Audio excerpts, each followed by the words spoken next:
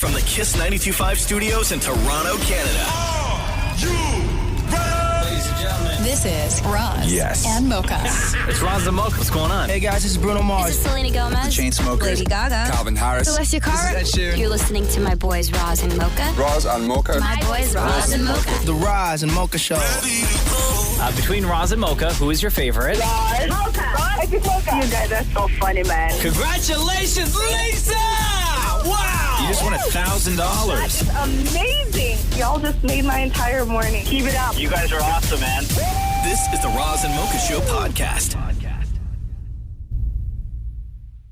Man, I really stepped in it last night. Oh, my God. Do tell. Okay, so you ever say something that even as it's like you're saying it, it goes from like a really great idea to the worst idea, and you can almost see the words like coming out of your mouth and landing in the wrong spot. No, right? you're the only one that's experienced this.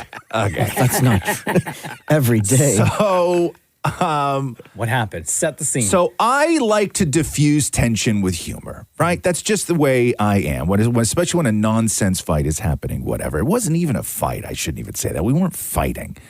Everything was done out of love. Me and Catherine last night. Oh, no. Is the wedding off? No. I bought a suit. Shut up. You don't even have an invite yet, Maureen. And I know that. Okay, diffuse this with comedy. Okay. So anyway, let me finish. Let me finish. So we were talking about when I had COVID, right? And because I smelled something or I couldn't taste something properly or something tasted off to me, right?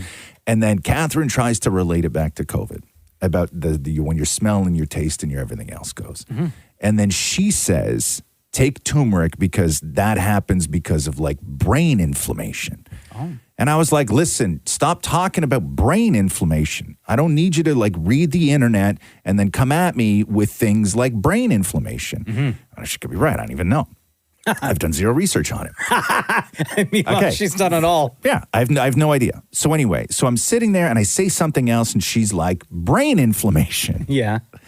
And then I say, because this is about to turn into a whole thing, right?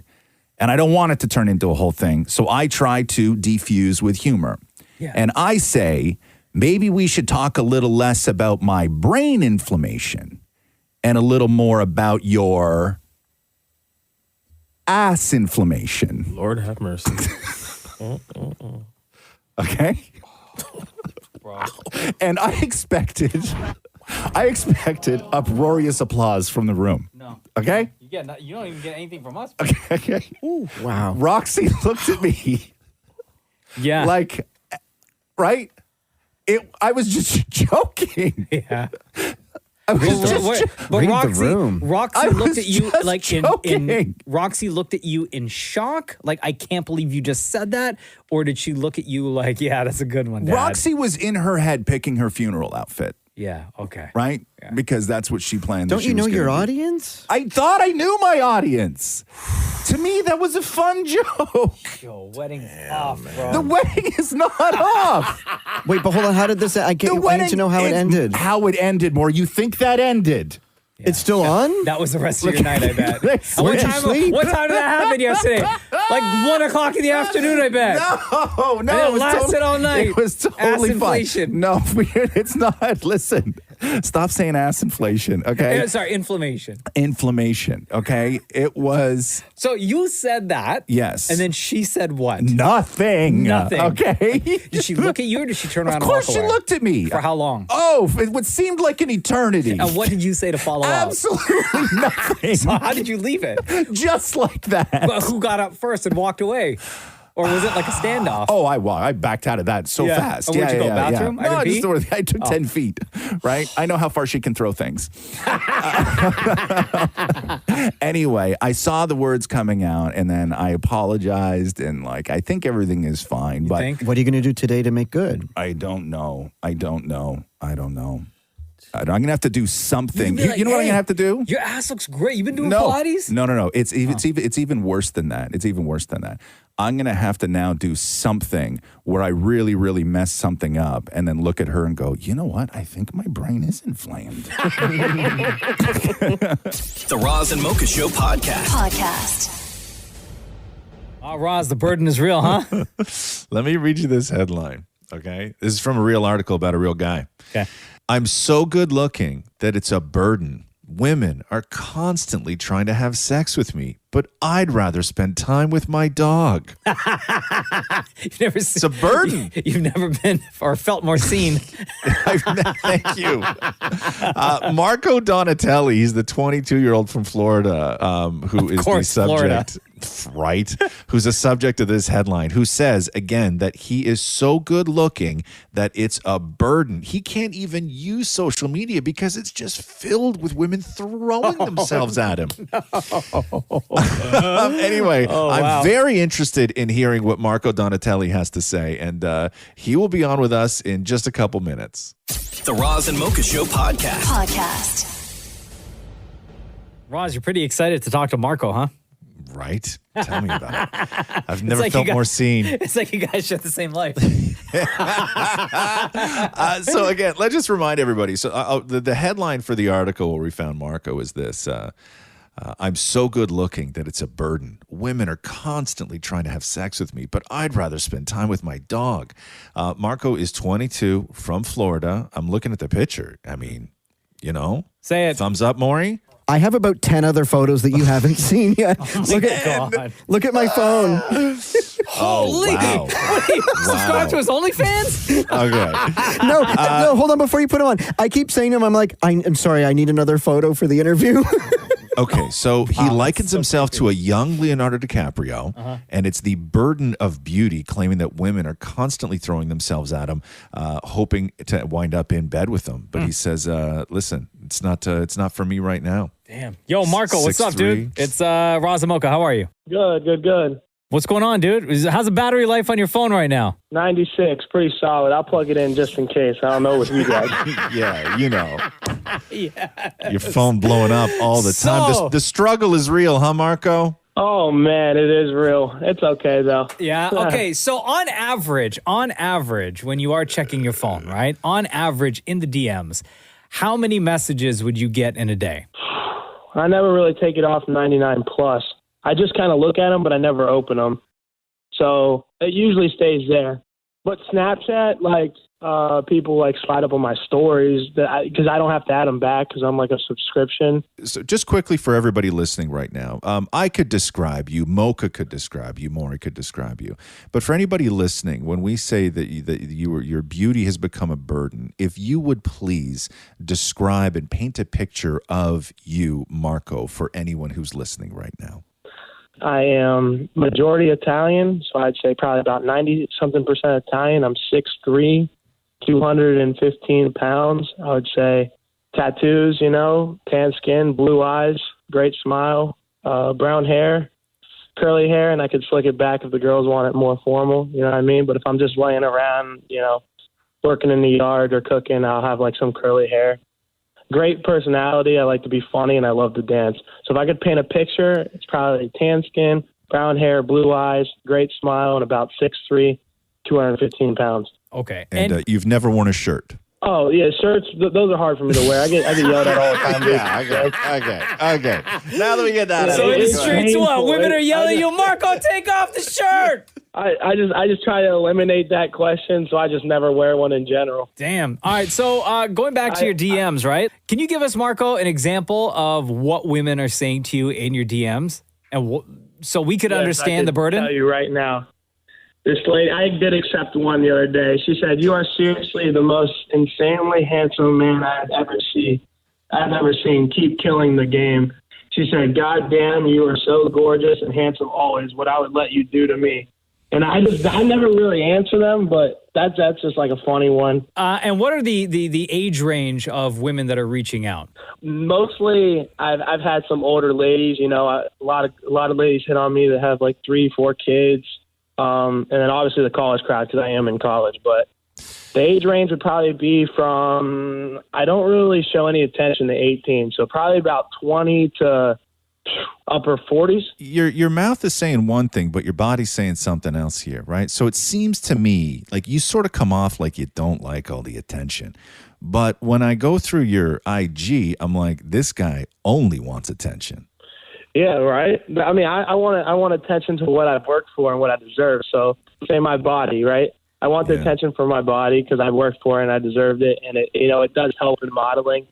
But the constant, I wouldn't say so much harassment, but the constant attention over and over, I just find it as a burden, because when you are good looking, I feel like the burden is only your physical looks, and it does go deeper than that. So, you know what I mean? That's why I just rather hang with my dog, like instead of, can I take a picture with you, and me walking out of the pet store and I have to take a picture with somebody, like I'd rather just hang with my dog. It eliminates all that. Real. Hey, Marco, has anyone ever approached you to do a reality show? Anything like that? Yes. I've had some Netflix reality show come in the pipeline with me. They started casting me off of the photos I did post on Instagram, so that kind of relayed me to the opportunity to join a reality TV show on Netflix.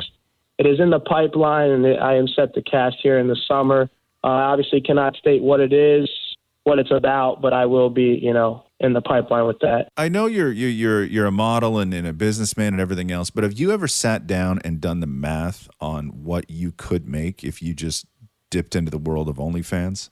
I actually have. Oh, and? So my Snapchat has 117,000 subscribers on it. If just 5% of them paid $20 a month, I would make $117K a month. So what are you doing? What am I doing? Yeah, I don't know. Bro, you just did the math. You just convinced, No, I did. I've always done the math. I've done the math since I've been doing this, but I'm like, God, dude, I don't know. Yo, is my private worth it? I don't know. We got to keep following this story. You're a fascinating individual, and believe me, the struggle is real. I get it. This is a safe space for you, Marco, on this show. Wait, are you actually looking for a relationship, or are you just good with not hooking up right now? Oh, I'm definitely looking for a relationship. Just one who doesn't compliment my looks first. Someone real. I'm definitely looking for someone who's ready to bring to the table, what I bring. I'm a big guy that put on pressure. Like, if I like you, I will go up to you and I will show you pressure. Like, there's no way you're getting out of it. Put it that way. Damn, Marco. If I really know that, you're my type, I will go up to you. But the girls in the club and going out and always coming up to me on the attractive side, just not really for me. It's just a burden in that point. Damn, I applaud you. Marco Donatelli, 22 years old from Florida. The good looks, they're a burden. We are going to follow up with you again, sir. Thank you very much for joining us on the Roz and Mocha Show. No problem. Thank you for having me. The Roz and Mocha Show Podcast. Let me go through some of these with you here. They asked couples to name some of their sort of unique relationship rules. That these are ground rules that either make for a happier life, a happier house. They know each other so well that they've implemented these unique rules into their lives so everything kind of goes smoothly. I'll give you one example. When we fight, we only fight naked. Oh man, meaning if you're going to argue, right? Like you strip down? Strip down. Yeah, yep. I guess the reason would be to quickly get through the argument. And then it also makes things a little bit more hilarious. What if there's company? Yeah, well, maybe you don't fight in front of company. But yes, stripping down, fighting naked. Never seeing or dealing with each other's families. That includes family functions, and you even go over to the holidays alone. Oh, my God. Yeah, what? Right. Good luck. I would be down for that one. Other people say that they only fight over text. So you have to go to the other room? Oh, it would have to be the opposite. Because it prevents you from blurting something out that you might regret saying. Yeah. It gives you the opportunity to think, process what you're going to say before you actually say it. Mm-hmm. And it also gives you that sort of barrier where it is not as confrontational, they say. Okay. All right. Somebody else said the key to a happy life is a chicken nugget tax. And if one person in the couple is making chicken nuggets, they have to bring one nugget to the other person before they eat any for themselves. Yeah, that's great. Comedy, I love it. On-demand makeout sessions where couples fully believe that all you need to do is say, I need 30 seconds, and then you get 30 seconds of makeout time. Yo, that's amazing. I love that one. Right? That's great. This is interesting. The no checking in policy, which is zero pressure to call or text when you're out of town or at work all day. They're not allowed to get offended or upset if you don't. I would be down for that one. I don't. Of course. Out of town, I think is a little weird. Yeah. But how often do you have to check in when you're out of town? No, but you don't call your significant other and be like, "Yo, hey, how's it going? Like, the view's beautiful here," or having a good time. I'm supposed to. Anytime I travel, I have to check in with Matthew constantly. Because he doesn't trust you or because he misses you? Honest question. Trust. Oh, okay. Oh, wow. Well, that's a whole different thing. You guys should be fighting naked. Who says we don't? And then the other thing that somebody said with the key to sort of successful fighting is that if a fight is going to happen, you both have to commit to whisper fighting. Whisper fighting? That would never work. No. And again, I guess maybe the positive in that, it takes the pressure off of what that fight is and makes the situation a little bit more comedic, right? Yes. What about whisper naked fighting? Oh my God, imagine. % With chicken nuggets. With chicken nuggets. The Roz and Mocha Show podcast. Kiefer Sutherland is in a new show that's on Paramount Plus right now called Rabbit Hole. Espionage. Type drama. And Dammit Maury interviewed Kiefer Sutherland for this. Mm-hmm. And Dammit Maury, after the interview, didn't feel like it went the way he had kind of hoped. Right? What happened, Moore? Did he not like you? I went in, I prepared so deeply for this interview. I wanted to impress Kiefer Sutherland. I came up with what I thought were great questions. Yeah. And I had these big visions of him being like, oh my God, that's such an interesting question. How did you think of that? So you were looking to impress. I was looking to like eye to eye, look at each other and be like, have this moment, this 3-minute moment. So, Roz, having interviewed Kiefer Sutherland in the past, how have your experiences with him? I've had great times with Kiefer Sutherland, and I've had not so great times with Kiefer Sutherland. And when I say not so great times, I mean I didn't leave feeling like I did a great job because I felt like I failed him because we just didn't connect. Right? He's not an easy. He's a very serious dude, right? Okay. But if you catch Kiefer on the right day and in the right mood, and you're asking him the right stuff, I've had a really, really wonderful times with Kiefer Sutherland. But I've also had the exact opposite. So you haven't heard these interviews clips. No. Okay? I have, and I have an opinion. I'm not going to tell you what my opinion is. Okay. Just yet. I'm just going to play them for you first. Yes. Are you okay, Maury, if I just read to everyone a little bit of the note that you sent to us? Is that okay? Of course. Okay. So Maury said this. I'll tell you after if I wish you didn't. Okay. This didn't go as I had hoped. I only found out after the red carpet that Kiefer can either be fun or not. You never know what Kiefer you're going to get. After the carpet, I wrote Roz a text saying, if I had asked you before this carpet if Kiefer was a fun person, I'm guessing you'd say no, he's not. I had some great questions. People around me on the carpet thought they were really good. Okay? Mm-hmm. So here is Dammit Maury talking to the great Kiefer Sutherland again. The new show is called Rabbit Hole on Paramount Plus. Oh my God. It's Kiefer. Dude, it's you. How are you? Good, man. How are you? It's good. We're back together. It's good to see you again. Two iconic voices, you and me. Well, thank you very much. Thank you. Okay, I heard today, and you got to tell me if this is true and walk me through this. Do you not have email? I do not. No. Earth, you're missing out on birthday evites and stuff. How can you work and not live without email? I write my letters by hand, and I use the phone as a phone. So it's, just always been like that for me. Okay. Seems fine. That's okay. Yeah. Right? I think it was fine. Yeah. I didn't think that there was anything wrong with that. Okay. Yeah. He was like upbeat at the beginning. We learned just now Kiefer doesn't have email. No, and normally maybe, yeah. I mean, I think Kiefer, like, yes, no, you're right, because you're either going to start with something like email, or you're going to kiss his ass a little bit and talk about the show, and then get to the email stuff, right? So I think maybe he set off a little bit because you started this whole thing with email and birthday invites, right? Sure, but I mean, you only have a limited time. I hear you.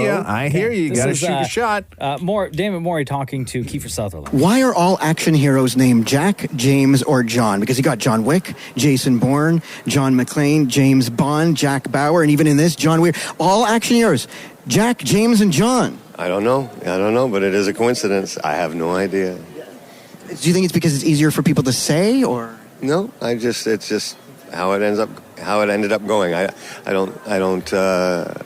honestly don't know. But interesting question. Wow. Yeah, you just asked a man if your question was interesting. Also, Maury, question for you. Was that not the question that you were intending to ask Keanu Reeves Friday night before he canceled his red carpet? It's exactly the question. But you just started this saying you worked really, really hard on these questions for Kiefer Sutherland. That's how this whole thing started. Because I didn't think you would bring up that. That I well-researched for Keanu. Yo, you got busted. So are all of these questions, were they intended for Keanu Reeves? No, because Keanu has email. No, but then I realized that in that list of Jack, John, and James, there's the Jack Bauer. So I'm like, oh my God, I can use this question I didn't get to use. I know, but what difference does it make? It's a good question. But you started this saying, I worked really, really hard on the Kiefer Sutherland thing. You didn't. You worked really, really hard on Keanu Reeves. Keanu canceled, and you just shifted everything over to Kiefer Sutherland. That's well-researched. No, it's not. And I have one more to play, okay? Give it more with Kiefer Sutherland. You know, you've done some absolutely iconic roles. We've loved you in everything that you've done. Is there anything that we'd be shocked to learn that you've turned down or didn't have time to do that the one that got away? I think we've all probably got a few of those in our career.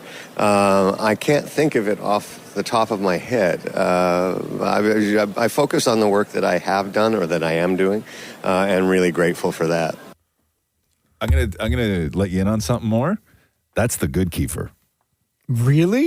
Yeah, so that's the fine Kiefer. So I walked away thinking it all went like, oh my gosh, that wasn't. It was question 2 about the Jack John James. I thought in my mind, I thought he was going to be like, oh my God, here's what I'm thinking. I'm thinking that they did some research and those names are easy to remember. Like I thought he would just, sort of said those lib things. in it.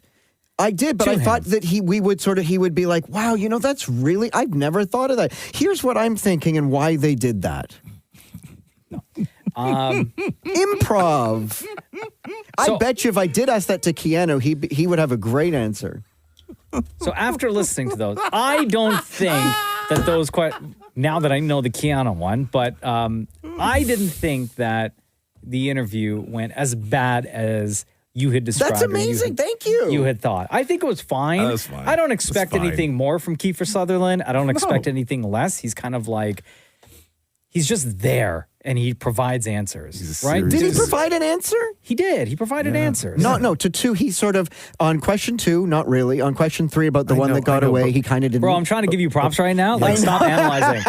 Like, you want me to say that this thing friggin' sucks? Also, one of your questions, Maury, after the question bombed, one of your questions, your follow-up was, but that was a brilliant question, right? But interesting question. The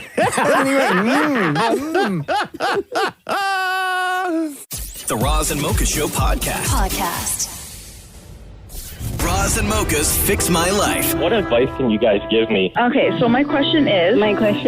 Got a problem you can't fix? Roz and Mocha got you. Keely, what's going on? It's Roz and Mocha. How are you? I'm good. How are you? Good. Keely, just like in Ted Lasso. Keely!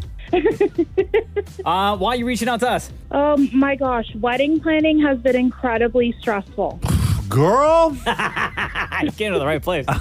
You heard it says, Keely, Roz and Mocha Fix My Life. I'm getting married next April, and I'm already stressed with planning. Do you have any advice for me?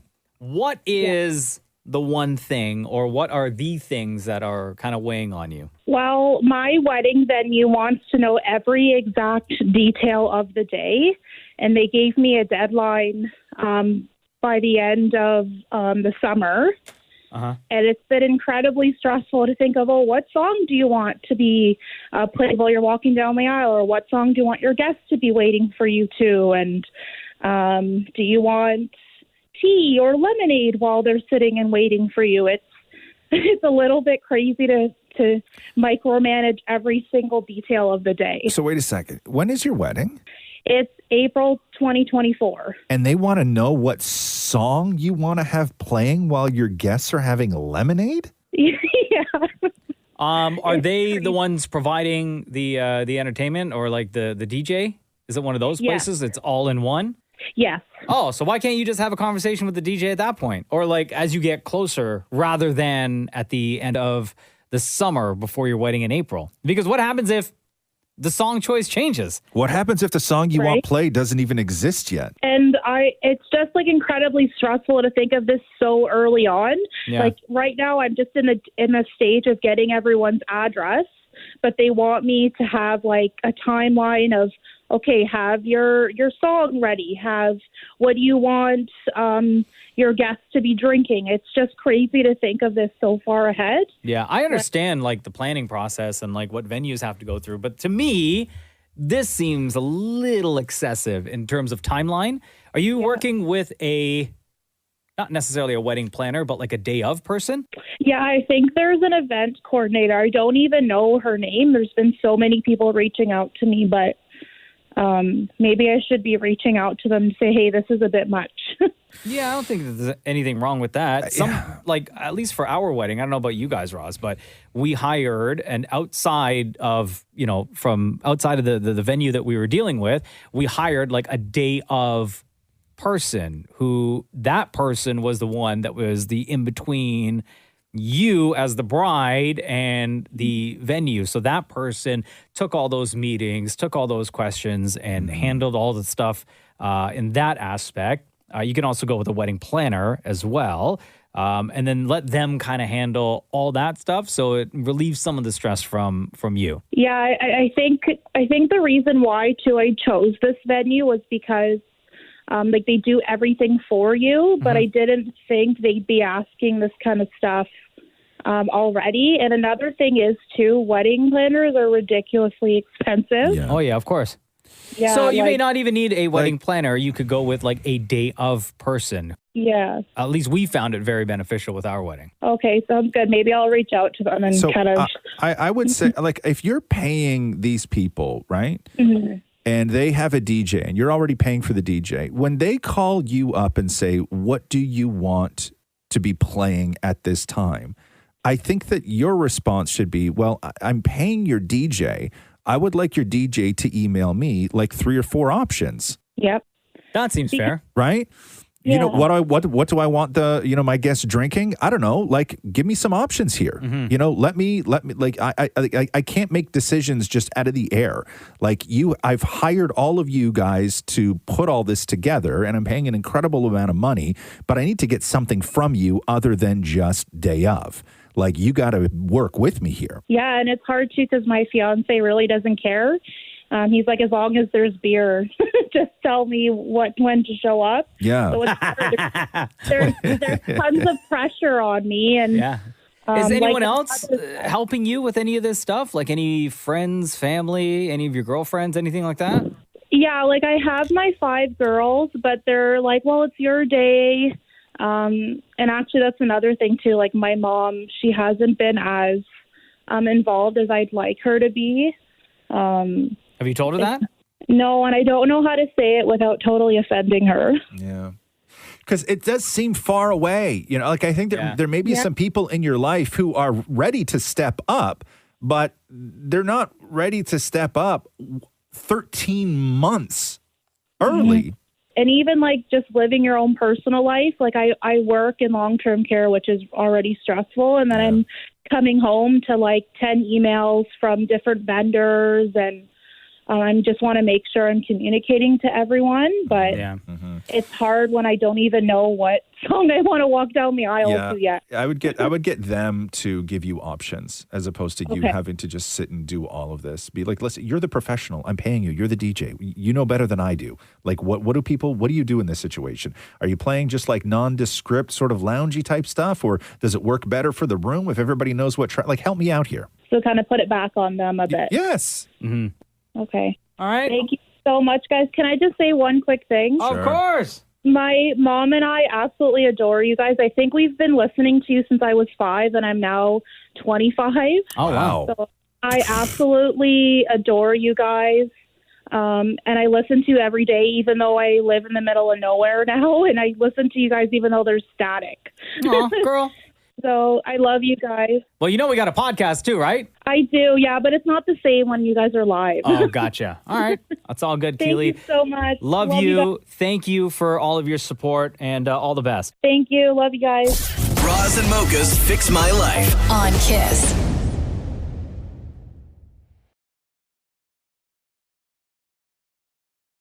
Yo, who is hitting up Nordstrom today?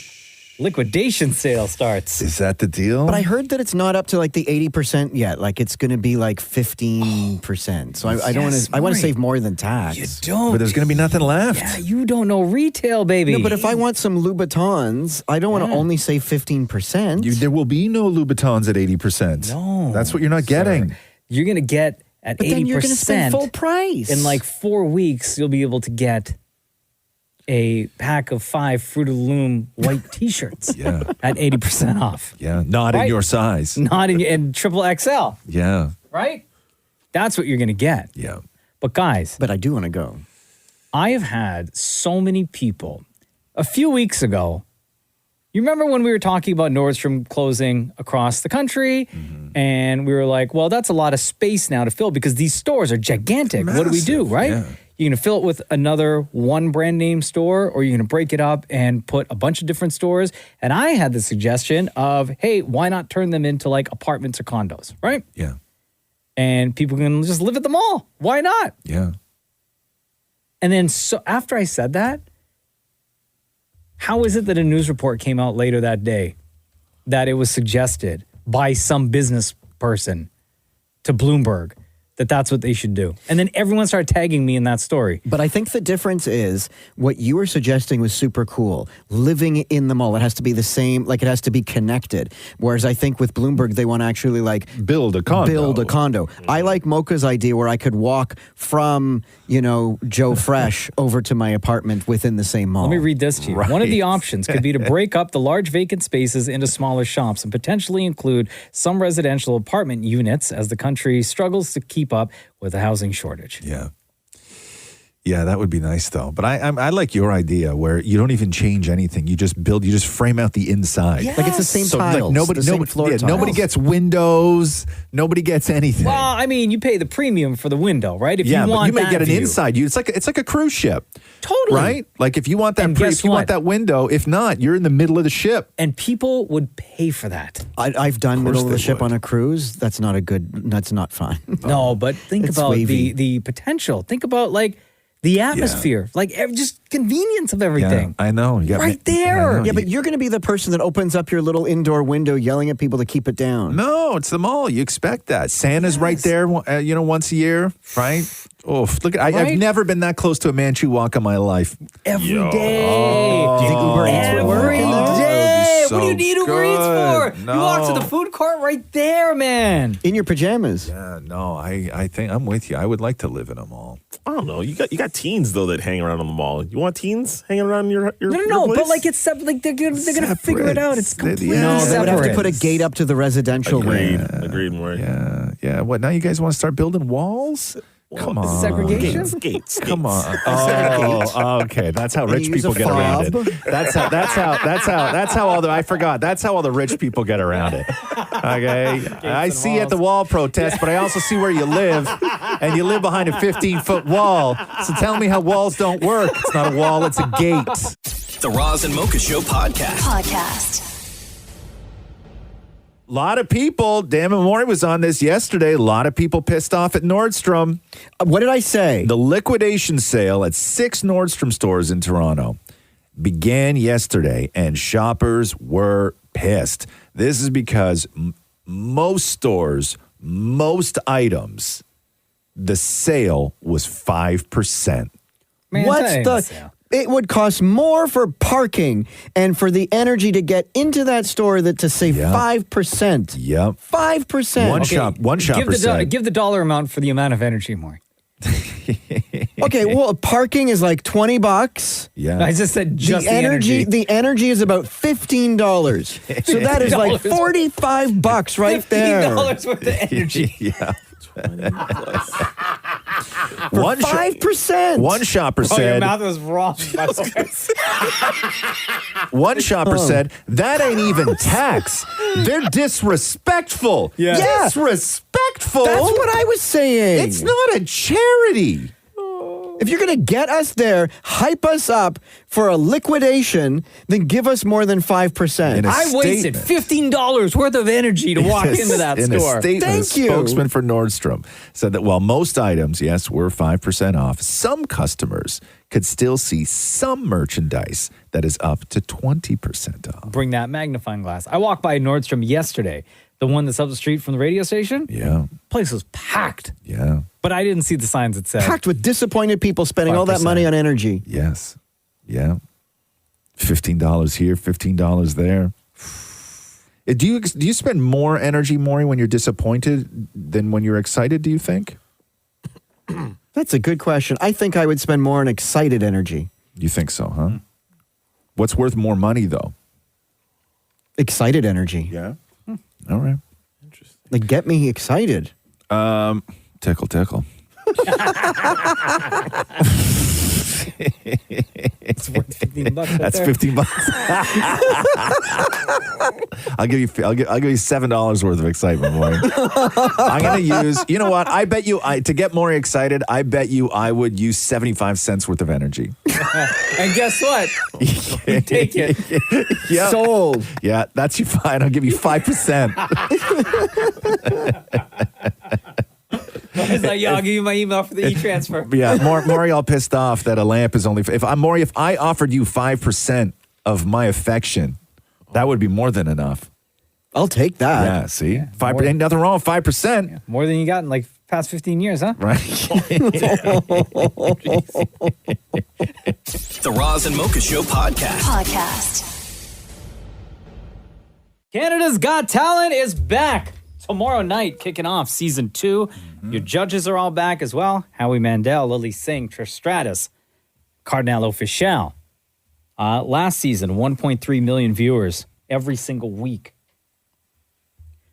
Winner once again this year, $150,000 courtesy of CIBC. We'll also get financial advice from CIBC. Oh, I need that. I was going to say, that's a good bonus. That's a great prize. Lottery should come with that. Dan and Maury catching up with all the judges. And what I'm reading here as well is this season, there's a real international flavor of acts from all over the world coming home to compete on CGT. Canadians living abroad and some acts who have recently moved to Canada are allowed to compete on Canada's Got Talent this season. Dan and Maury with Howie Mandel is how we started off. Now, you've done so many incredible jobs over the years. I have. Has there been anything you've turned down that would shock us that you still regret? Well, I turned down Deal or No Deal.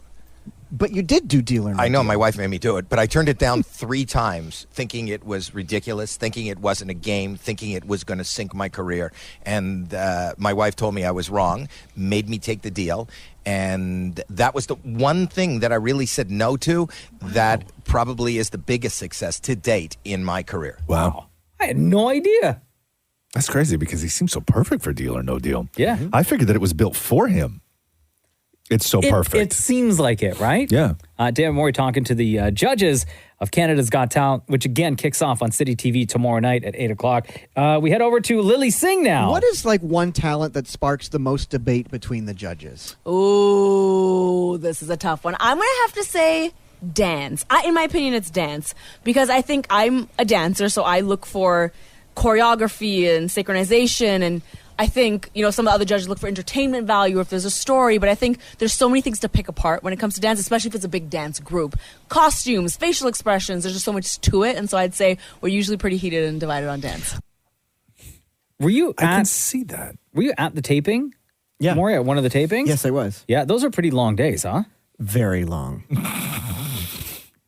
And then do the judges get... Thank God they came around with donuts. Do they? Oh, they give everybody in the audience donuts? Well, you have to raise your hand and hopefully you get a donut. There's only 12 in the box.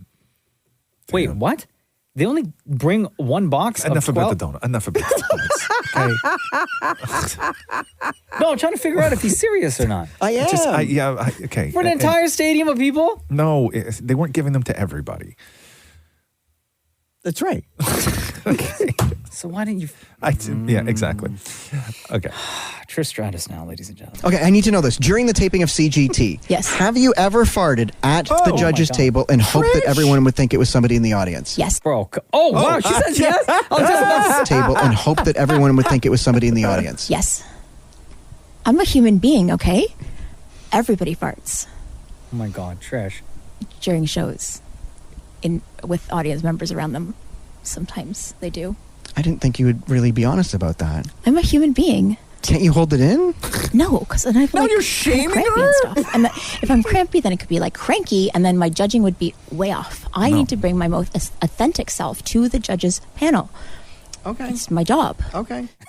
Shem, why are you shaking your head like I that? can't even imagine Trish Stratus farting, bro. No, I Doesn't can. exist. Doesn't exist in my world. Oh, Nope. you don't think like when she get like what about in wrestling? Absolutely You get not. body slams. Listen, she got a you big can't match. help that. Trish Stratus coming back for WrestleMania 39 in 2 weeks, right?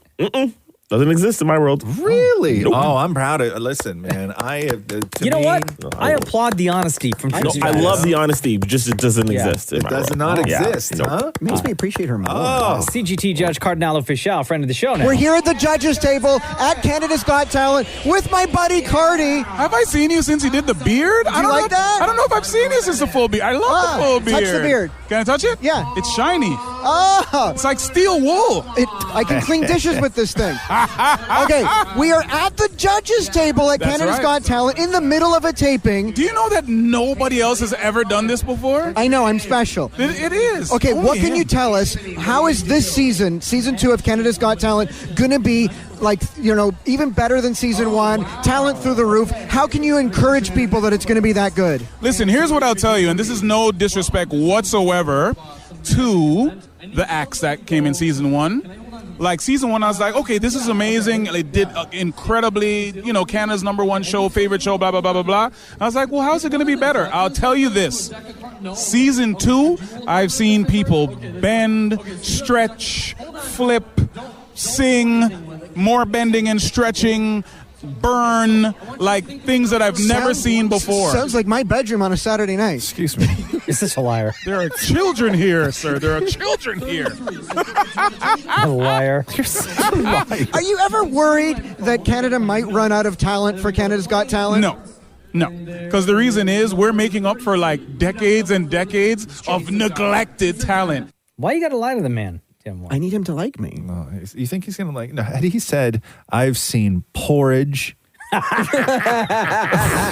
Kat. I've seen knitting, Sweat. beige, milk.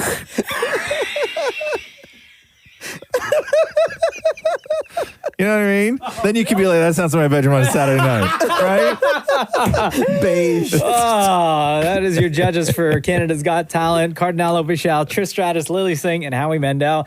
You can catch season 2, the premiere tomorrow night at 8 o'clock on City TV. The Roz and Mocha Show podcast. Canada's Got Talent debuted on City TV last night. By the way, every Tuesday, 8 p.m. I got to play for you this one performance that had everybody shook. Okay. Okay? Listen to the intro for it first. What's your name? Genevieve. What do you do? I'm an entertainer. I like making noise. Making noise. You I believe believe- you can win this? I believe. Wow. I believe. Make us believe. Good luck, young lady. Thank you. Thank you. Okay, so all she said was... I'm an entertainer. She's an entertainer, and she makes noise, okay? Gotcha. She's from Laval, Quebec, by the way. Here is Genevieve from Laval, Quebec on CGT last night.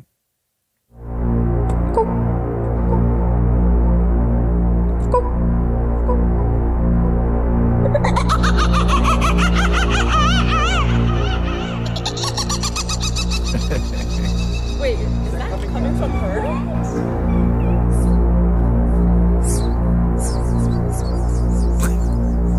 She's a jungle.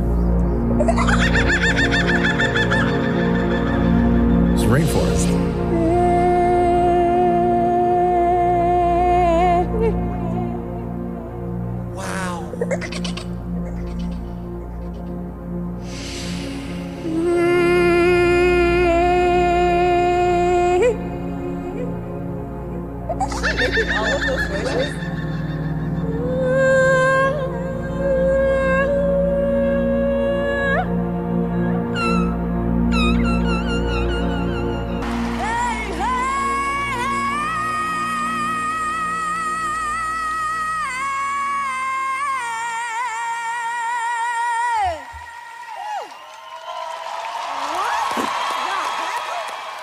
So, Roz, inside of the Roz and Mocha studios now, your eyes popped out of your head for a split second. Let me tell you, everybody in the crowd during CGT last night, the exact same thing. I'm always including the judges. Blown away when somebody has incredible talent, but they choose to direct it in a very peculiar way. Right. Because usually on these shows, you know what I mean? You see dancers, there are singers, there are magicians, there are impressionists. This is the first time in a long time that I've seen someone do something theatrical. She obviously has a beautiful voice. She can obviously use her voice. She can obviously sing by that roll at the end there. But it's just how she chooses to use it is very odd to me. Doesn't Genevieve of Laval, Quebec on CGT last night, on the premiere episode of season 2, get Howie's golden buzzer? Of course. OMG. I was so excited to do this show because I have always had an issue with the fact that I was forced to leave Canada to go do what I wanted to do. My biggest dream is to find something that we haven't seen before. Something that will say, this is this person from Canada. This is a talent. And you know what? This is the moment that it happened for me. Golden buzzer. And you know how Howie, like, he's just a fist bump guy, right? Yeah. He doesn't like getting close. He's got the phobia. He's just like, doesn't want to touch anyone for germs and all that. This girl's performance blew him away so much, he gave her a hug. Really? On stage in front of everybody. Wow. Yeah, so that's what happened. That was like the biggest moment, the golden buzzer moment from CGT last night. The Roz and Mocha Show podcast. Hello, Kate. Welcome to Roz and Mocha's Hell of a Story. How are you? Hi, I'm good, thank you. You? Good. Kate, where and when does your Hell of a Story take place? Well, it takes place last summer, so July, and in Folkestone in the UK, which is the southeast of the UK. Okay, so what happened? We moved into our house about 5 years ago in it's a Victorian townhouse, and it was a heat wave of 2022. I was working from home one day. I noticed this kind of thick, dark substance which was kind of trickling down our bedroom wall. And I kind of ignored it, as you do. And I just kept kind of wiping it off. And I thought we just had some new windows installed. So I thought it was like some tar or something left over. So as the days went on, the substance kind of increased and it started kind of almost pouring down our bedroom walls. What was the consistency of it, Kate? Was it like thick, like you had mentioned tar? It was thick, kind of very dark, sticky. Okay. Did it smell? I didn't smell it. Initially, I didn't smell it. Yeah. So, Did you smell it, Mocha? And then I did smell it because I couldn't ignore it anymore. Yeah. And it smelled really, really sweet. I don't know why, but I then tasted it. Oh my God. Okay. Because that was going to be my next question. What did it taste like? Well, it was honey. You had honey running down your walls. It was yeah. Not a little honey, like a lot of honey. A lot of honey pouring down our bedroom wall. Yeah. Where was the honey coming from? Well, so I obviously once I realised that it was honey, I needed to investigate more. So I went. Our daughter's bedroom is above us, so I went upstairs and I pulled back her carpet and I was immediately kind of hit with this horrendous, like sickly sweet smell. It wasn't a nice sweet smell. It was like back of your throat, kind of like ugh. Oh. And I looked a bit closer and saw kind of movement in between the floorboards, like in the cracks of the floorboards. And suddenly all these massive fat maggots started crawling out of the floorboards. Oh, gross. God. Yeah. Massive. So obviously pushed us through the carpet back and kind of tried to work out what the hell was going on. So me and my husband then went up kind of armed with a saw and a hammer. And we peeled back the carpet and basically cut out a small segment of a floorboard. Yeah. Mm-hmm. And underneath, we just found all this like black kind of almost composted honeycomb. It started to look like in this small segment. Yeah. Right. And out flew loads of moths and there was loads of maggots in there. Yeah, it was disgusting. I think we kept going until there was a space of about 6 foot by about 3 foot. Oh my God. Full of thick kind of honeycomb. In your townhouse, were like bees or like were they flying around? Like were things coming out of there flying around? So the only thing that was flying out of there at that time was moths. Okay. So we believed it to be like an abandoned kind of beehive that had been there for like decades. The moths were these wax moths that live off the honeycomb apparently. So they'd been releasing this honey out of the comb. We felt through into the wall cavity as well, and all that was full of even fresher honey. Oh my God. I contacted someone about the removal of this, but no one was interested because it was there were no bees there. So the only people that would do it were these specialists, and they quoted like £10,000 to remove it, which we obviously just couldn't afford. So we started clearing it out ourselves with a pair of rubber gloves, and we were like pulling out all this honey and comb into bin bags. But the next day, that's when the story takes a bit of a turn for the worse. We went to bed, woke up the next day ready to start again, went upstairs, and my daughter's room was full of bees. There was just hundreds of bees in the room, and we were like obviously panicked, didn't know what to do. And I called a local bee man, just beekeepers, trying to find advice of what to do. We obviously shut the door. He came in all his gear and explained that they were robber bees. Robber and they bees? were coming to, yeah, robber bees. Who knew? They were coming to steal the honey to take back to their hives. Oh, damn. They were honey thieves? Yeah, thieves. Hold on, thieves. so- Yeah, exactly. So you went from having no bees to then all the bees? Yeah.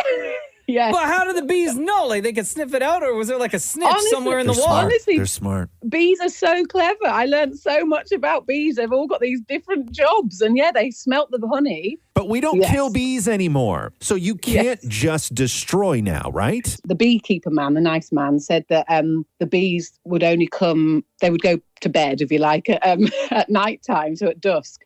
So basically, at night time, we came into the room and most of the bees had gone, apart from a few night owl bees.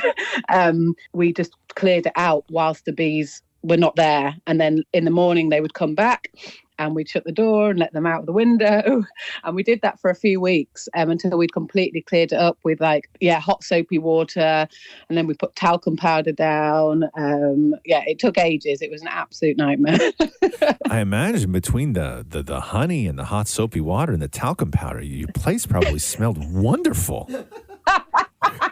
It's probably the best it's ever smelled. Yeah. Is everything good? Like no more bees, no more honey, everything inside the walls and in the ceiling, like everything's all good? Everything is all good. Yeah, we've managed to put down some new floorboards, and we've still got a bit of a hole in our wall, so we need to get that replastered. And we've filled in the holes on the outside. So I'm hoping this summer. We're kind of a bit worried that they might come back. We're hoping this summer they will not. My favorite part of this story is that when you lifted up the carpet and found maggots, you just went ahead and put that carpet back. Yeah. In that moment, that was not a today job. Thank you, Kate. That was one hell of a story. You're welcome. Thanks, Kate. Have a wonderful day. Bye-bye. You too. Bye-bye. Bye-bye. The Roz and Mocha Show podcast.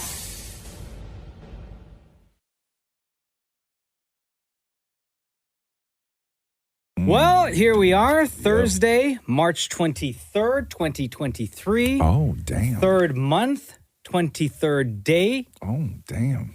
Year 2023. When you look at the numbers, it's 32323. Forwards and backwards, the exact same. Mind blown. Damn. I know. Mind blown, right, guys? Damn. That's all the work you need to do today. You're welcome, everybody. Right? That's it. You can go home. You're welcome. Damn. What's the significance of that? Anything, or is it just cool? It's just super cool. But like, Isn't if it people like a aren't, paragram? no, it's a palindrome, but it's numbers. But yes. But like, people aren't making a big deal? Like, it's not some. This is when people get married. Yeah, people tend to do it on stuff. I think my brother did that. Like on a. You don't remember your brother's wedding anniversary? Who remembers their brother's wedding anniversary? Most people. Yeah, most people. Shut the front door. Whoa, I almost thought you. That would have been so cool. Hold on here. Who remembers their siblings' wedding anniversary? Most people, especially when they live together. Stop it. You've lived with your brother your entire life. Yes, There's a I have. Brief moment in time where y'all didn't That's true. live together. There's You a can find chapter in out- your book. You can find out about it in Ross's memoir, A Little Bit Broken. Available everywhere. Yep. And Come on. still- Birthday is enough. Who remembers their anniversary? Nobody remembers their siblings' anniversaries. I'm not saying I'm not willing to celebrate. Like if they're like, hey, we're having an anniversary. Sure, yeah, I'm down, man. Send me the email. You're not going to look in your calendar and be like, oh, hey. Calendar? Rich's anniversary is coming up. Wonder if him and Leanne are going to have like a dinner or something. Why would I put it in my... Why would his anniversary be in my calendar? Because it's your brother and you love him? You don't move birthdays and anniversaries year to year to your calendars? We've put in everybody's birthday and anniversary in our calendar every year. Maury, I'm going to be honest with you right now. Well, please. I have never once, never in my life put something in my calendar. Oh, you should. It's very useful. That's very lazy. helpful. Like appointments? Never. Really? Well, you know, as you don't use a calendar at all? No, do you remember? people send me stuff and then it just magically appears in my calendar. But you're very but forgetful. But you hit accept, right? Sometimes Catherine gives me real grief for not hitting accept. Yeah, you should. Yeah. she was actually sitting beside me one day when the calendar invite came in the top right hand corner of my laptop and I hit dismiss. Oh my because I thought it was some dumb shopping pop up, right? I don't read those. That's so right? disrespectful. It's so disrespectful. Oh no. Yeah, I don't read those. Bro, could you imagine if it was the invite to the wedding? Shush. Your own wedding? Stop it. No. Decline. I don't read those things. Make sure you're here on this day at this time. It's okay to admit it. Roz, all grooms need to know. No. They all need to be reminded. Where do I have to be? Dude, what time do I have to be there? I've never put something in a calendar. I've never felt the need to put But something as you get older, don't you need to? For what? What do I need? memory? What For do I need in example, a calendar? what if it's like a Memory. doctor's appointment or something? Because doctor's appointments, they're not made like days before. Right. They're made months, weeks, sometimes months before. I will say this Yeah. though, with doctors and stuff, they usually email you the day before to remind you. Yeah. I have an appointment. Okay, you want to know how I do things? Yes. You want to know my system? Yeah. Okay, here's the foolproof Roz system of organization. Okay, Of here we go. life organization. Okay, I'm going to get ready to have Okay. my mind blown. Let's go. I got an appointment today. Okay. Right? I got to take Rock somewhere. Don't even know. See, if it was in your calendar, you'd know. Somewhere. Okay. I got an appointment today. I got to take Rock somewhere with me. Yeah. Right? So it's cool. It's not a medical thing or anything like that. So on Monday, this is how it starts. This is how I organize my life. Okay. And it was booked months ago. Okay. So on Monday, it starts with panic, where I think that I've missed the appointment. Yes. Then what I do is I spend a good 40 minutes on my phone and I start on text. And I'm like, what was that guy's name? Yeah. When was that? When did we originally talk? And then I just start searching my text, right? And then if I don't find it in text, then I go over to my email. And I'm like, what do I search? Maybe appointment. If I search appointment in my thing, maybe the man sent me something, and then I can go back and find that email that he sent me. And then I'm like, oh, damn, okay. Maybe we didn't do it on email. Maybe we did it on social. Maybe we first connected on Instagram. Then I go over to Instagram and I search my inbox on Instagram. Guess what? Found it. After how long? Oh, 45 minutes? Foolproof. Right? Foolproof. And then what I do is I send Catherine an email and I say, hey, me and Rox have this thing this week. Put it in your calendar. Got it. Okay? Yeah. And then when it's the day before, Catherine's like, hey, don't forget you got that thing with Rox tomorrow. Yeah. System. Mind blown, everybody. Foolproof. The Roz and Mocha Show podcast. Excuse me. Oh, damn. You okay over there? Yeah, sorry. What's going on? Nothing. Just Everything's falling apart. You okay? Yeah. What happened? I need to know. I can't see anything. It's my iPad. Oh. Mocha stands during the entire show, by the way. I always sit. I've never stood. Could you do it? No. Try it. Just try it. No. Standing? Yeah. No. It's an experiment. Stand for like 30 seconds. No, but you used to stand when you would have to host and do the stuff on ET Canada. right? I hated it. Oh, did you really? Hated it. No. All those times you stood. Always fought to be at the desk. Really? Hated it. Why? Not comfortable. Can't perform. Back pain? Not good. Don't feel my best. Really? Nope. You couldn't stand. No. Doing this, like I watch you stand and I'm like, how do you do that? I don't even know. Like, what do you do with your arm? Like, what do you like? I need to lean. I need to like hunch. I think it's because I have because I'm in control of all the controls here. Yeah. So I need easy access to the do four that sitting down. screens that I have in front of me, plus the two mixing boards with all the dials and buttons and stuff. Right? That's crazy. When I went in to do the audiobook, to read the audio version of the book, they had a station that was like a standing station where you stand, and I guess they put like a thing in front of you where you put your notes and everything else. And I walked in and I was like, no. And they were like, what? And I was like, I'm going to need like this entire room redone. No. And, yeah. And I'm like, I don't do high stools. I don't stand. Not even a stool. I was just going to ask about a stool. No. They were like, what do you need? And I'm like, I need a low office chair with armrests on it. I need a desk, a full desk in front of me. Yeah. And I need the microphone to be put in a position of where I can lean forward and hunch. Yeah. And imagine my body in the shape of the letter S. Yes. Because most people, when they do this stuff, posture is a consideration. Of course. And their breathing is a consideration. Yes. And all of this stuff, where for me, I know that the best performance that is ever going to come out of me is if I'm like doubled over and folded. Crinkled up like tinfoil. Yes. When you go to voice school, they teach you to stand. Right? I went to voice school. It's a terrible lesson to teach to ask somebody to stand. The breathing and posture, because when I was very early on in my broadcasting career, when I interned at a radio station in New York, and the one announcer that I was like job shadowing, he stood. But mind you, at their control, they built everything so the announcers really had to stand. Gotcha. And I asked him, I was like, why? Like, you have a chair that is adjustable that you could bring it up to the height if you wanted to sit. But for the same reason that he was running all the controls, and he said just for breathing purposes, it helps me, I feel more comfortable speaking. And then I tried that when I went back to school after that summer of interning, and I tried standing because my first year, I always sat at the desk when I was doing the radio show, right? My practice radio shows. And then I stood. And then ever since then, I just like got used to it. Yeah, it's interesting because they always tell you, like they'll always say, okay, just, act natural or be natural. And to me, that position of like standing shoulders back is the farthest thing from a natural state for me. So my natural state is Mr. Burns, right?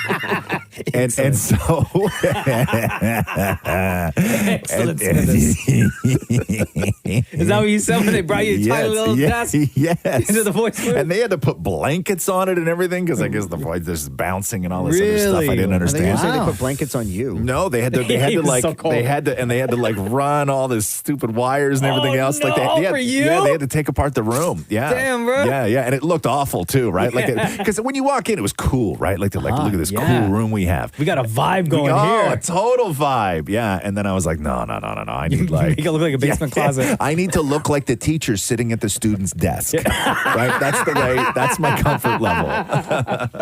The Roz and Mocha Show podcast. Is there anything worse than finishing your morning Kit Kat this early? You tell us. I'm so disappointed. I have no feelings towards that. I've never finished a Kit Kat this early. I wolfed it down already, and now I wish I had more. Yesterday, you got a ration during the show. Not only did David Morey have a Kit Kat, but in that window of time of us being on the radio, for the amount of time that we're on the air, within a 1 hour period, David Morey scarfed down 2 hamburgers and what was it, a root beer or a bottle of Coke or something? Like an old school bottle of Coca-Cola and so French a bottle fries. of Coke and fries. Now, with your second hamburger, did you have fries with that as well, or just one fries? No, just the one fry. Don't be ridiculous. Hamburger. How stupid of me. Hamburger? Yeah. 2 hamburgers. I guess somebody dropped off hamburgers yesterday for him or something like that. Large fries, a Coke, Kit Kat. What else did you have yesterday? Oh, banana and apple. Banana and an apple. Man, Bro. You must have destroyed your toilet later at home. Bro, No, I was sweaty and tired. Yes, I know. You know why you're so sweaty, right? Because look at what you're putting in your body that early in the morning. Yeah, but I go through life thinking I need to enjoy my life. I know you do have a relationship with food that is almost like, I mean, do you talk to your therapist about your relationship with food? No, we always run out of time before we get to the food. Yeah, maybe you should. Yeah, I would maybe encourage that because I think that you use food as a substitution for stuff. No, I actually can't concentrate and focus unless I'm eating. But that's a problem too, though. Like it keeps me like if I'm snacking on something, I can get a lot of work done. I don't think so. Like at home, I'll have like a massive bag of baby carrots. No, I think that you use food as like a reward, right? And you use food as a reward for hard work. And before you even get into doing hard work, you need to have all the food laid out, right? Like yesterday, I had like this big thing of taffy. Taffy? Like a Now, when you strip say- of taffy. Okay, when you say big thing, okay, so a strip of taffy, not like a tub of taffy. Oh no, like a package of taffy, like a what were size of it's like a size of a Mr. Big. Oh my God! Isn't taffy just sugar? Yeah, that's a lot of taffy. Isn't that just what? Isn't that just Wow. sugar? I don't know. Kit Kat, 2 hamburgers, large fries, Coke, taffy. What else do you have? Banana apple. What else? When's the last time you heard an adult say, "Oh man, I just had some real good taffy"? honestly, when's the last time you heard a grown man 0 times say 0 times? Yeah. But have you had taffy? Maury, maybe I did when I was a child. That's a child's food. Okay? Growns don't eat taffy. What are you doing eating taffy? The size of a Mr. Big, If too. Catherine was leaving the house and I said, "Yo, babe, while you're out, grab me some taffy," right? I wouldn't be surprised if she never came home. You want to bring it back to you in the year 1950? Yeah, babe. You get the taffy? Like, you just can't. That is man. Like the day before, I had a box of Nerds. Do you eat it with your hands? Like, what do you do with taffy? No, I wrap the wrapper around the bottom like it's a banana kind of thing. And It's then not sort a banana. No, like I sort of Okay. treat it like I sort of put it in my hand So like you a banana. peel, you peel the wrapper and then down. wrap it around the bottom so it doesn't Right. get sticky. Okay. And then I eat down the I guess I hold it up long ways. Yeah. And then but does it flop or is it hard?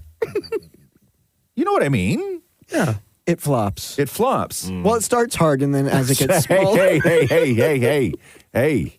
Come on now. I'm just telling you. Okay. It starts right up and down. Like Can you peel down the shaft of the taffy? Shut up, Shem. I'm just curious. God, no. And then as it gets smaller, then Yeah. it flops down. Okay. So, man, bro.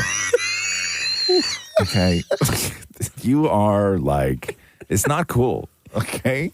It's not. What, the taffy? No, none of this. None of this is cool. Every time we start talking about your diet, Maury, we go to places that I don't want to go. Well, you bring me No. Just for the record, in that conversation, you guys said this. It flops. It flops.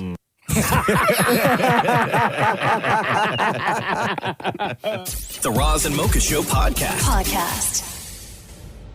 Taylor Swift kicked off the Eras World Tour Friday night in Glendale, Arizona, and already set a record.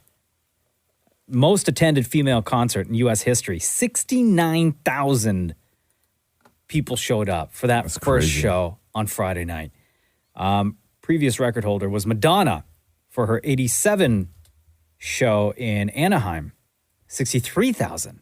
So in 2023, Taylor Swift killing it with 69,000.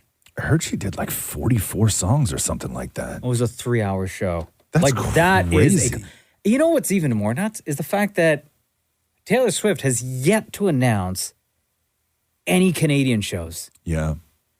Right? She got concerts right up until I think the end of August. Yeah. And they're all in the States, nothing in Canada yet. And there are multiple dates in between all those US shows that that are open for her to do shows in Vancouver, Montreal, Toronto, kind of like the usual stops that she makes. And I find it incredible that she, for a show that is so long and so put together, that she's not doing the identical show every night. She switched up the set list on night 2. which is crazy. Yeah, an astronomical amount of work. Yeah, to do that. Right. To not go and do the same show every single night. Because typically, artists, when they're on a world tour, it's the exact same show every single night. Most nights, because it has to time out with lighting and everything else, right? But this is, there's a bunch of stuff on social media, but this is how Taylor Swift opened the show. You're making me feel like I could do anything I wanted. 69,000 going nuts right now. And people would think it was cool.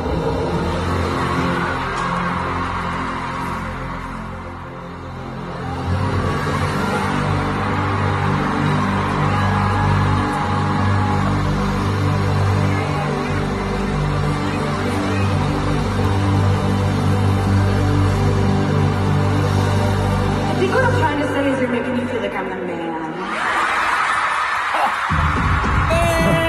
Like, I gotta tell you, I'm actually, if she announces a Canadian show, like, I'm kind of feeling like I want to go to this concert. Why didn't you go to Glendale? What, the Arizona Maury? No. What the hell's the matter with you? Darren Morey was able to get time with someone who was at that Glendale show, who happens to also be a Roz Mocha fan. What? Yeah. Okay. In Glendale, Arizona. Darren Morey talked to a Taylor Swift fan as well, Tim. Oh my God, Maury, it was insane. It was insane. It was one of those shows you kind of go in not really knowing what to expect. First show of the tour, 44 songs, over 3 hours. Like it was just wild. So basically, she did every album from like the start to the end. Kind of went through each one by one. So she didn't mix them up or do anything. She did like 2 or 3 or 4 from kind of each album before moving on to the next one. So she started with Lover, and then she went through all of them. She spent more time on like the latest kind of 4 albums that she's released since she last went on tour.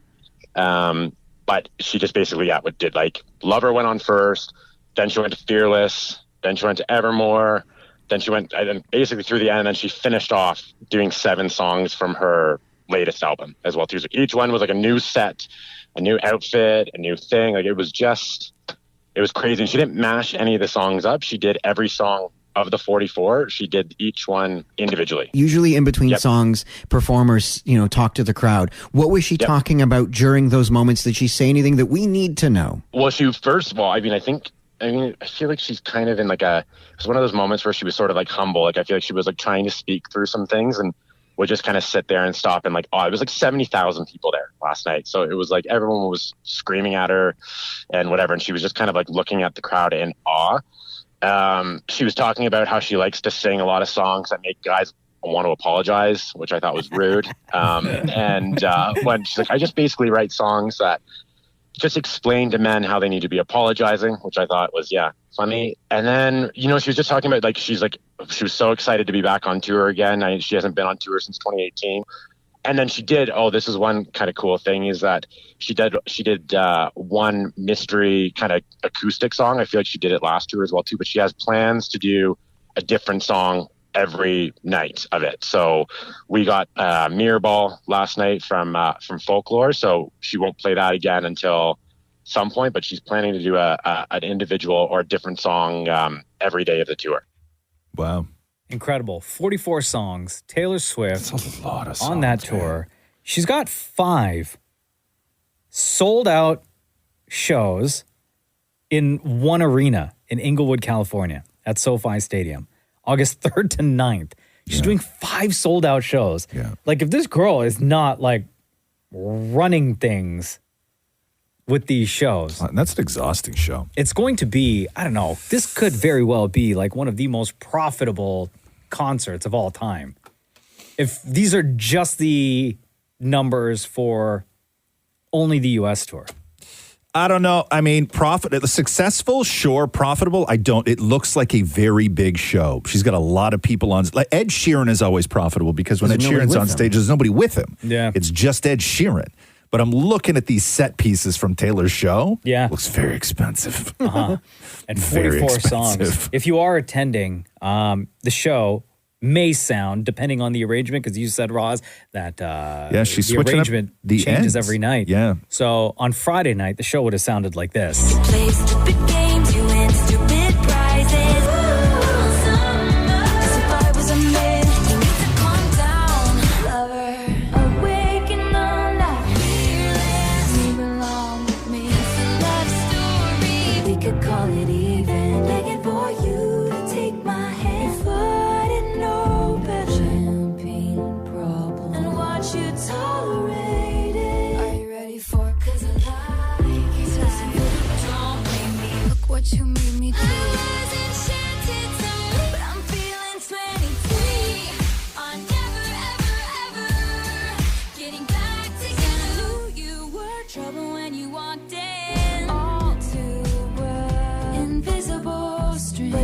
short, I bet you pour. Last great American dynasty. A ball of wine, illicit affairs, and tears ricochet. Cardigan. A well-rounded show, guys. And she hits like every single song, really, like all the big tracks from all the albums. And I'll tell you the thing that when Maury was talking to that fan where he said that she doesn't mash anything up, but she does the songs, like that is so key, because I know we talked about this, that everybody is going to be spending so much money to go and see Madonna when she goes on tour, but Madonna screws with the arrangements of her songs. Yeah. Right? It's almost like she's not happy or whatever it is, and you can't do that. And she has never done Like a Virgin, how we want to hear Like a Virgin ever on tour. Ever. No. There you go. Taylor Swift just killing it with that Eras World Tour. The Roz and Mocha Show podcast. Another lawsuit against Ticketmaster. So Ticketmaster now. This time coming out of Quebec and all over the Drake 21 Savage concert tickets. What happened? That went on last week. So actually it's in Montreal, Montreal-based law firm attempting to file a class action lawsuit against Ticketmaster after it accused the company of, quote, intentionally misleading consumers for their own financial gain. And then using an example of somebody from Montreal who went to buy platinum tickets for night one of the Drake concert happening in Montreal for July 14th. Platinum, okay? Mm-hmm. That's the key. Platinum tickets is what this person wanted to buy. Mm-hmm. The tickets cost the Drake fan $789.54, and the tickets are in the nosebleeds. And then after this person bought the tickets, it was announced that night two of the show would happen. And those exact seats, when the person went to check, now cost $427.06. Quote, Ticketmaster unilaterally decides which tickets it advertises and sells as official platinum based on a given event. The result is that most, if not all, of the tickets advertised and sold as official platinum are neither premium tickets nor some of the best seats in the house, and are in fact just regular tickets sold by Ticketmaster at an artificially inflated premium in bad faith. Now, we went through this, though, the other week when all of this was going down with, what other band was it they were talking about? People were freaking out over Drake tickets, and then there was that band, The Cure, who wanted to sell tickets for $20, and what we found out, or what they made clear at the time, is that the idea of platinum seats, when they're made available, where they're made available, is a decision that is made by the artists, not the seller. This is Drake? This is a Drake problem, not a Ticketmaster problem. Drake's organization, 21 Savage's organization, they all know the price point for all of these shows and all of these concerts. But they'll never come out and say anything. They'll never say anything about it because they know, like, majority of these shows are already sold out. I don't know how people are affording. Like, I'm a Drake fan, huge fan, big supporter of his music, right? Yeah. I can't justify spending $700, almost $800 before all the service fees and all that and taxes on nosebleeds for one of his concerts. This is right from the Ticketmaster website. Official platinum seats are premium tickets to concerts and other events made available by artists and event organizers through Ticketmaster. They give fans fair and safe access to some of the best seats in the house. Yeah, they know. And that's why, remember the whole debacle with the Taylor Swift concert tickets, right? And the bots. Like, Taylor Swift almost immediately came out and said something about this being a problem, But then wouldn't she know then if this based on what Roz said? No. But it wasn't her. The issue with the Taylor Swift concert tickets weren't the concert ticket prices. It was the way the tickets were being sold and how the bots were scooping them up before actual fans had a chance to get them. They tried to do a verification process with fans that really hadn't been done on that level before, where in order to make sure that the bots weren't getting all the tickets, that the pre-sale was going to be for verified fans. And you had to go through this whole massive verification process. And it was that process that broke down, right? They couldn't handle that sort of new thing that they were trying to do in order to make it fair for fans. And that's why everybody freaked out. So we'll see what happens with this. Again, Montreal-based law firm attempting to file a class action lawsuit against Ticketmaster based on the ticket prices for this Drake and 21 Savage concert that's happened. The Roz and Mocha Show podcast. Netflix released a trailer for something coming out in April that people are freaking out over right now. If you see Power Rangers 30 trending still, the hashtag. Yeah. I see that grin on your face, Shem. Did you watch the show? Yes, of course. Yeah. You did, So the original run of the show went from 93 to 96. I've never seen an episode. No? Oh my God. Yo, that show is heavy in our house. No. Heavy in our house. No. I was like a grown man then. They did a movie in 2017, if you guys remember. It bombed, by the way. But they had like Elizabeth Banks was in it. She played, oh my God, what's her name? Rita Repulsa. And then they had Bryan Cranston in it as well. He played Zordon. Rita Repulsa? That's her name. That's the villain. And the guy that played Billy in Stranger Things, Dacre Montgomery. Yeah. He, in that movie, in 2017 Power Rangers movie, he played the Red Ranger. Oh, damn. And then they rebooted it again, and they've had a series on from 2021. Okay. So when they dropped the trailer, the reason why everyone's freaking out is because it's not like a multiverse thing as far as we know from the trailer, but they've brought back the original cast from the 90s. Mary Jo Johnson? The original cast from the 90s, and then a bunch of the characters who are Power Rangers in the current season as well. But the original cast from the 90s had changed so much from season to season. Season 1 was different from seasons 2 and 3. They were still able to do that. Now, 2 of the characters from the original run of the show passed away. Right. The guy that played the Green Ranger, he just died in December. That's right. I remember that story. Yeah. Right? So he's not in it. And they had filmed a lot of this movie before he passed away. So for whatever reason, they didn't include him. I don't know. And then the young lady that played the Yellow Ranger is referenced in the movie because she passed away in 2001. And the one part that's freaking everyone out is the twist in the new trailer for the Power Rangers movie. Is the girl that passed away in real life, they play it out in the movie that she passed away as a Power Ranger, and her daughter is now like, we got to get revenge on Rita Repulsa. Gotcha. What's up? Gang, gang. After all these years, I found a new body. Rita Repulsa? No, it can't be. It's time for revenge.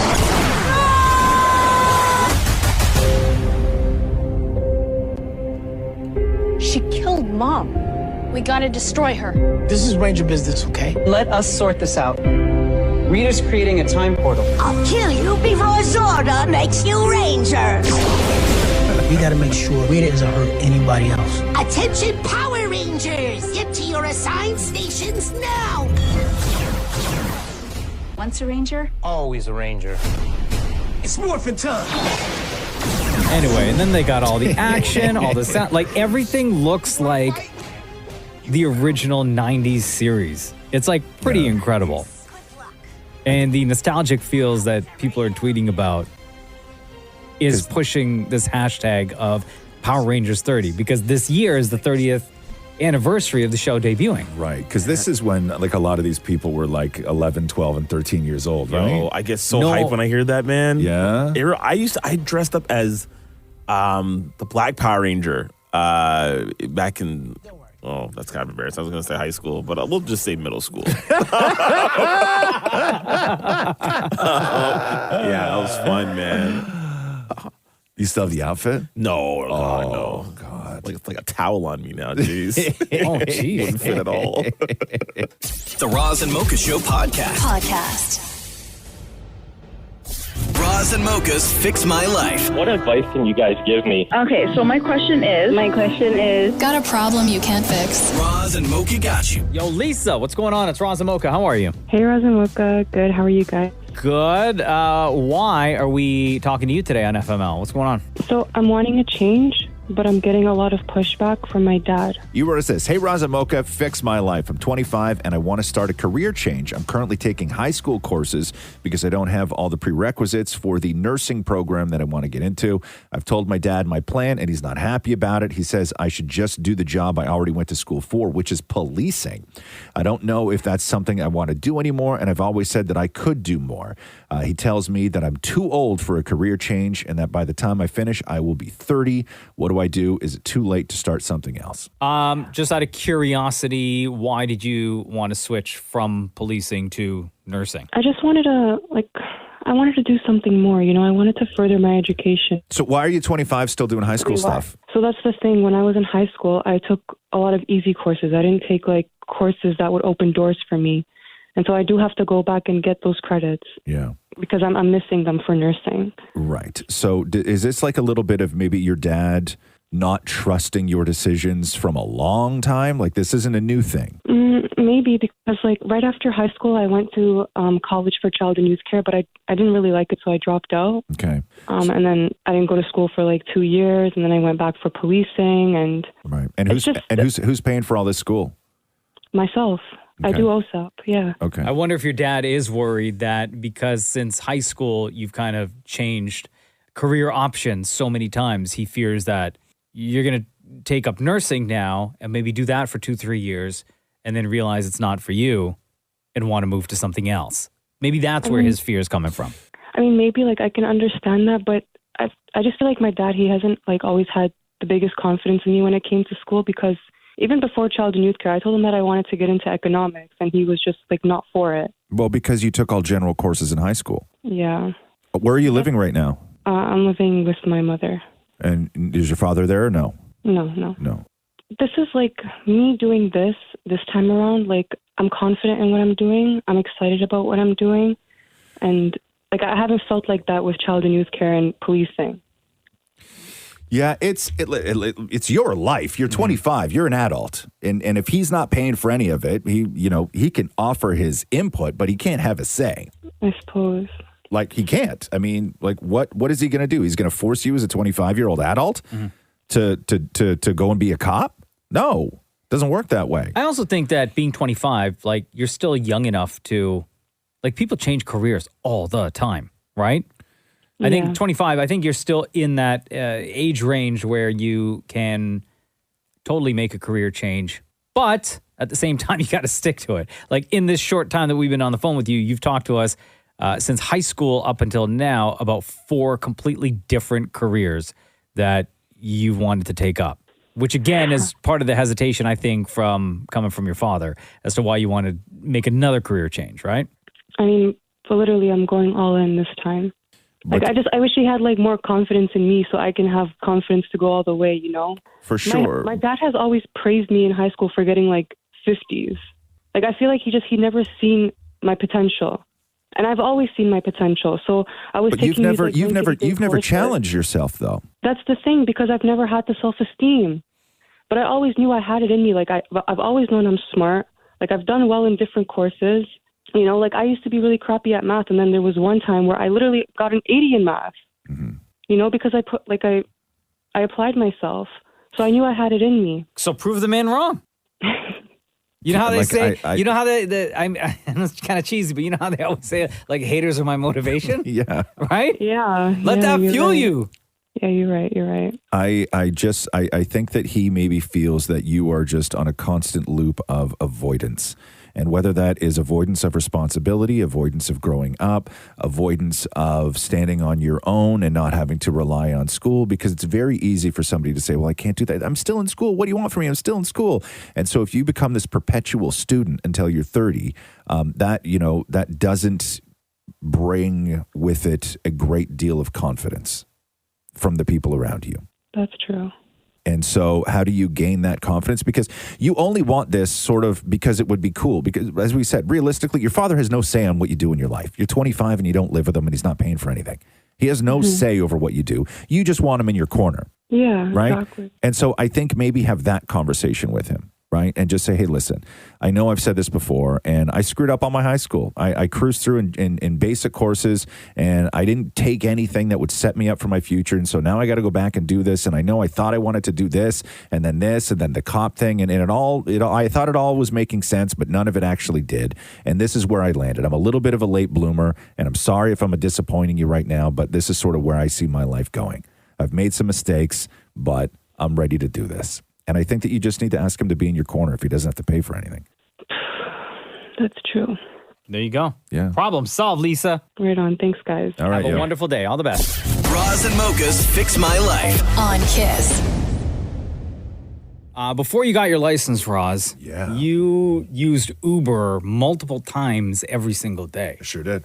You got your license, 5 years ago now, right? Yeah, 5 or 6, I would say, something like that, yeah. When you were using Uber, when it was like heavy in your life, was that during the time where the drivers could give you, as a passenger, a rating? Oh, yeah. Don't they still? They always could. They still do. The reason why I bring this up is because Uber Canada released their list, the average rider rating rankings for all of Canada. Yeah. This is what they tweeted out. It's been 1 year since we've given riders the ability to see exactly how your rating is calculated via the Privacy Center in the Uber app. For a second year in a row, we are releasing the top 5 and lowest 5 ranked Canadian cities for rider ratings. You'll see how many drivers gave you a stellar 5-star rating, how many handed out the dreaded single star, and everything in between. Damn. The top 5 Canadian cities with the highest average rider rating. In at number 5, Halifax, Nova Scotia. Yeah, they're nice out there. In at number 4, Winnipeg, Manitoba. In at number 3, Red Deer, Alberta. Oof. And then 2 places in Quebec take spots 1 and 2. Really? Yeah. Number 2, Trois Rivers. Yeah. And number 1, Sherbrooke. Okay. Those are the top 5 Canadian cities with highest average rider ratings. Okay? They say if you want to help improve your rating, drivers have shared some of the top reasons they hand out fewer stars. Clean up after your mess, buckle up, be ready, treat everyone with respect, don't slam the door. Did you find your rating, Maury? Yeah, 4.55. When was the last time you used Uber, though? You don't use it a lot, though, right? I used it yesterday. Oh, you did? Yeah. Oh. Because for some weird reason, I think it's faster to take an Uber somewhere than to drive there, even though it's both cars. Sorry, say that one more time. I always assume that it's faster if Uber drives me versus myself. I don't know what you're talking Well, you about. have to wait for the Well, Uber I mean, to get... Yeah, but you don't have to park, right? You don't have to mess around parking and stuff like that. I get it. But like often, I don't know, like I'm the worst at if I don't like the kind of car you are driving, I'll cancel on you until I get a better car. What do you mean don't like the kind of car? I don't like... What kind of position are you in to judge somebody's car? I You don't got a like... busted up, 2011 Toyota Yaris?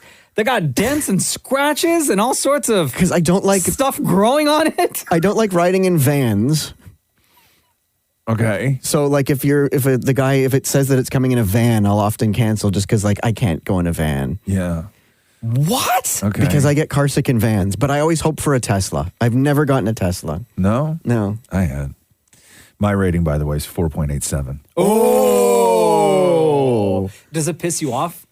Or get under your skin that you're not a 5? I was a 4.9 for a while, but I don't know. I don't know what. Do you ask for 5 stars? Nope, never once. Never have I asked for a rating. By the way, I always imagine that if you ask for a rating, they will give you a lower rating.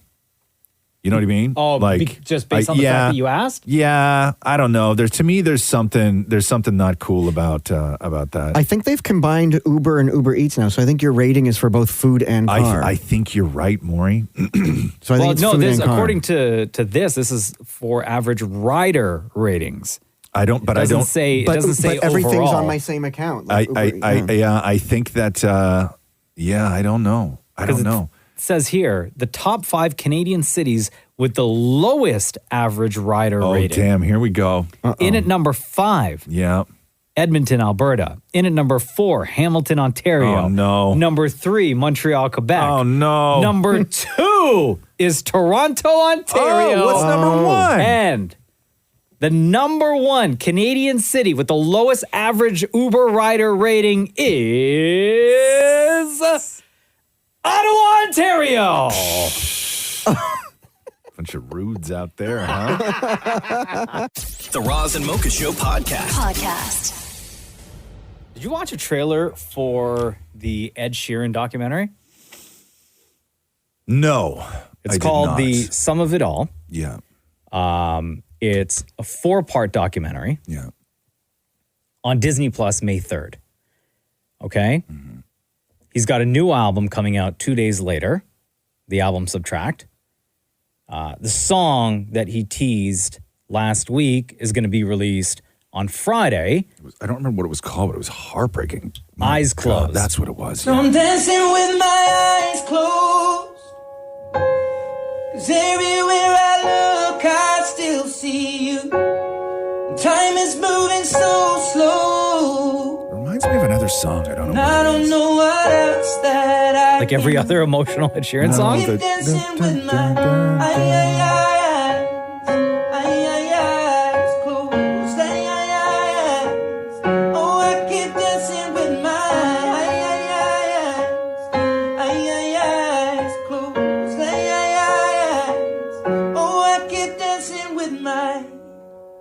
So the trailer for the documentary, and this documentary, there's parts of it, dude, which are absolutely heartbreaking. And there's some things that I learned in the documentary because it starts out kind of like happy and then goes through some emotional stuff. Do you know when they started? Like over what period? Because I know that he was saying that he went through, excuse me, some really, really rough stuff, family-wise and personal. But were they filming then, or was this all done sort of when he came out on the other side? So they were filming it prior to the hard stuff that happened in his life. Yeah. And they were able to capture everything, all the emotion and all the stuff that they were able to feature in the documentary during the hard times. So there's a part at the beginning, because it was supposed to originally follow Ed Sheeran getting ready to tour the world and go through that process, rehearsal, writing songs, stuff like that, right?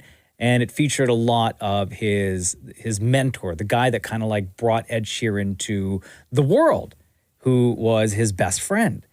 And then during the filming, I guess it was when that guy died. Yeah. And shortly after that guy died, when Ed Sheeran's wife was pregnant with their second child, it was discovered that she had a tumor. Right. And they couldn't do anything about it because she was pregnant, and they couldn't work on the tumor until after she had the baby. So all of that is in this documentary. And just the trailer alone, it's happy, but at the same time, heartbreaking. Ginger hair, really short. He stutters. That guy doesn't become a pop star. It's so unlikely. You just have to work harder because there's always going to be someone that wants it more than you. I do have CDs on sale and they do pay for my food. Club isn't the best place to find a lover, so the bar is where I go. You have to wait for one person to be like, that's great. And for me, it was Jamal. The man who helped launch the careers of music's biggest names. Self-belief. And then the successes started happening. First time doing an album signing, first time in America, first time selling out a show. The biggest tour of all time, selling 9 million tickets. Everything in my life sort of got so much better when Sherry got into it. I got married, and I'm a dad who has 2 daughters. We've reached our peak, and then it just went... Sherry's health. It was really bad. And then suddenly, my best friend Jamal dies. You guys said, do you want to make a documentary? And I went, yeah, and it should be me in the studio, and we'll play the gig. That's not what the documentary is. Loss, it just took over my life. Every time something massive happens, I tend to write a song about it. Every song reminds me you're gone, and I feel the lump form in my throat, 'cause I'm here alone. I've never seen him cry on stage. Just dancing with my eyes closed. Oh my God, this song hits so different now, right? Process and be at peace with his thoughts. Time is moving so slow. I feel like every moment I'm learning. Still dancing with my eyes closed. Life is unpredictable. Plans can change really quickly. Oh, I keep dancing with my... So that is Jesus. the new Ed Sheeran documentary. It's a 4-part series on Disney Plus, May 3rd. It's called The Sum of It All. But you understand where I say the first part of the trailer, it's like all the happy, amazing stuff. Yeah. And then a minute in, you get to the real life, emotional, behind the scenes stuff that we're not really privy to. Yeah. That That's happens incredible. in Ed Sheeran's life. Yeah. Anyway, Disney Plus, May 3rd. New album, Subtract, out on May 5th. And the new single, Eyes Closed, out this Friday. Thanks for listening to the Roz and Mocha Show podcast. Catch the guys live Weekday mornings from 6 to 10. on Kiss 92.5 Kiss925.com. or download the Kiss 92.5 app.